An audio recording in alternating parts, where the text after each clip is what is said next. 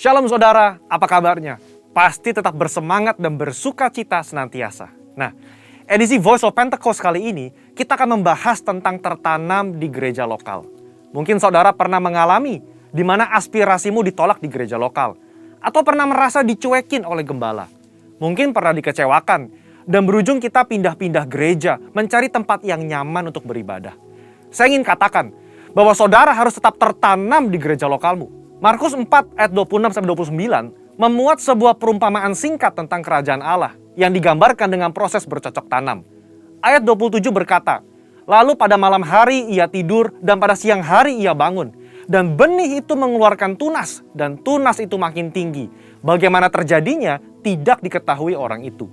Setiap proses untuk bertumbuh yang dialami sebuah benih terjadi di dalam tanah.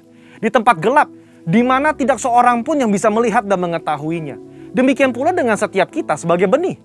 Ketika kita berkomitmen untuk tertanam di gereja lokal, kita akan mengalami berbagai proses yang mungkin tidak nyaman. Dan setiap proses tersebut tidak dapat dilihat oleh orang lain. Sayangnya, banyak orang yang menyerah ketika melewati proses krusial ini. Banyak yang tergoda untuk melihat rumput tetangga yang selalu terlihat lebih hijau dibandingkan rumput di rumah sendiri. Ingat, yang terlihat oleh mata kita hanyalah hasil akhirnya yang sudah tampak baik. Sementara yang tidak kita lihat adalah proses yang juga dialami oleh rumput tetangga ketika baru disemai dan masih di dalam tanah. Di era pandemi COVID-19 ini, di mana kita harus beribadah secara virtual, semua gereja berlomba-lomba dalam menyajikan konten yang terbaik, display yang estetik, musik yang menarik, dan kemampuan editing yang kekinian. Dalam sebuah survei yang dilakukan oleh Barna Research pada bulan Juli 2020, mengenai kehadiran jemaat lintas generasi dalam ibadah virtual di masa pandemi, 40% dari generasi baby boomer memutuskan untuk tetap tertanam di gereja lokal, 31% dari generasi X, dan hanya 30% dari generasi milenial yang tertanam di gereja. Padahal, benih yang terus-menerus dipindah media tanamnya akan membutuhkan waktu untuk beradaptasi di tanah yang baru. Dan tak jarang, benih itu akan mati dan tidak dapat berbuah lagi. Yohanes 15 ayat 2 menuliskan, "Setiap ranting padaku yang tidak berbuah dipotongnya, dan setiap ranting yang berbuah dibersihkannya, supaya ia lebih banyak berbuah." Tuhan menginginkan pertumbuhan dari sebuah benih, dan agar benih tersebut dapat berbuah lebat kelak. Tentu saja, hal ini tidak dapat terjadi jika benih tersebut kerap dipindah-pindahkan. Jika kita tidak tertanam di gereja lokal, maka kita tidak dapat mengalami pertumbuhan yang sempurna. Bahkan tanpa kita sadari, kita bisa mengalami kematian rohani. Kita tidak dapat menikmati buah yang seharusnya dapat kita hasilkan apabila kita tertanam di gereja lokal. Lalu, apa hal-hal yang dapat terus mendorong kita untuk tetap tertanam di gereja lokal? Yang pertama, mengubah perspektif kita. Sekali lagi, ketika sebuah benih ditanam, ia diletakkan di dalam tanah yang gelap dan tak terlihat. Di situasi seperti inilah, perspektif kita harus dirubah. Ditanam sebagai benih atau dikubur seperti jenazah. Faktanya, di dalam tanah itu mungkin ada rasa kesepian. Tidak dilihat orang. Seakan-akan tidak ada jalan keluar.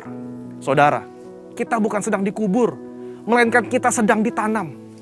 Jika kita berpikir bahwa kita sudah dikubur, maka tidak ada lagi pertumbuhan yang dapat kita alami.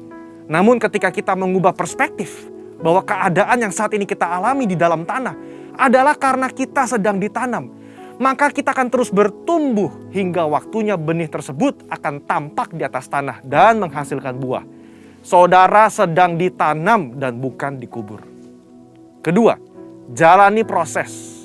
Proses adalah bagian terpenting dari perjalanan hidup setiap manusia, di mana manusia dibentuk lewat hal-hal yang sulit agar menjadi semakin baik dan semakin kuat di kemudian hari. Alkitab berulang-ulang menggambarkan hidup manusia bagaikan tanah liat di tangan tukang periuk. Sebelum menjadi bejana, maka tanah liat harus melalui proses diremukkan, ditekan, bahkan dimasukkan ke dalam tungku untuk dibakar sebelum bejana tersebut jadi sempurna. Tidak ada seorang pun yang luput dari proses. Ingat, proses inilah yang menentukan seberapa kuat akar yang akan kita hasilkan untuk menyokong seluruh pertumbuhan kita nantinya. Oleh sebab itu, mengalami berbagai proses di gereja lokal adalah hal yang wajar agar kita sebagai benih dapat memiliki akar yang kuat. Dalam proses itulah Tuhan sedang membentuk karakter kita agar semakin serupa dengan Kristus. Yang ketiga, berhenti membanding-bandingkan. Kita tahu cerita tentang Lea yang selalu merasa tidak dicintai oleh suaminya Yakub. Karena Yakub lebih cinta kepada Rahel, istri keduanya. Pada saat itu, Lea melahirkan 3 anak laki-laki bagi Yakub, sementara Rahel mandul. Lea yang terus-menerus membandingkan cinta dari Yakub kepada Rahel merasa sedih, tertekan, kesepian, sampai ia mencurahkan perasaannya lewat arti nama yang diberikan ke 3 anaknya. Kalau Lea terus-menerus membandingkan dirinya dengan Rahel, ia tidak dapat melihat berkat yang diberikan Allah kepadanya, yaitu anak-anak yang dikaruniai. Sama seperti kisah Lea, ketika kita sibuk membanding-bandingkan, kita tidak bisa melihat berkat yang telah Allah sediakan. Dalam konteks ini, ketika kita terus membanding-bandingkan gereja lokal kita, pemimpin kita, rekan sepelayanan kita dengan gereja orang lain, kita tidak dapat melihat berkat dan tujuan yang telah Allah tetapkan ketika Ia menempatkan kita di gereja lokal kita saat ini. Keputusan yang paling tepat bagi sebuah benih adalah untuk tetap tertanam di mana ia ditempatkan. Sebagai benih yang ditanam di gereja lokal, mari ubah perspektif kita bahwa kita sedang ditanam dan bukan dikubur. Jalani proses dengan ucapan syukur dan berhenti membanding-bandingkan. Maka pada waktunya kita akan bertumbuh dan berbuah lebat, sehingga buah tersebut dapat kita nikmati dan juga dinikmati oleh orang lain. Untuk penjelasan lebih lengkapnya dari tim teologi kami, silakan buka link yang ada di atas atau scan QR Code yang tersedia. Tuhan Yesus memberkati.